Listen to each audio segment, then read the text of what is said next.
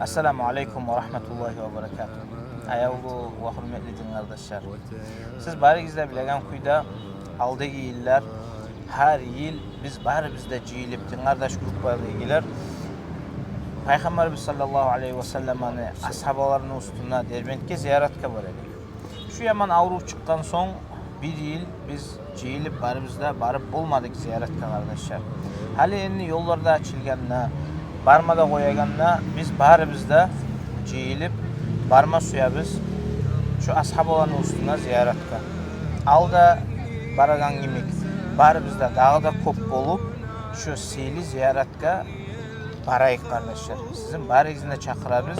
Siz şu ziyaretka barayana gelin. Allah buyursa kardeşlerim şuna barma suya biz iyun ayda 20'sinde vaskisen yagun. Manas Kalço'da ciyilecek biz saat 9'da erten. Şuna gelmeye hareket ettiğiz, maşını yokla şunu el gelseyiz, maşinleri de olur, gazelleri de olur. Birçok ciyili barıp ziyaretler de etip, ziyaretlerden son bir yere çıkıp, oturup, aşap, biraz nasihatlar eter biz. Mavlu erokurubuz, şökepte arul, bir tanıp, haberlap, tanış bulmamızsak, şökepte utgereriz inşallah. Bari izine karavullayız kardeşler.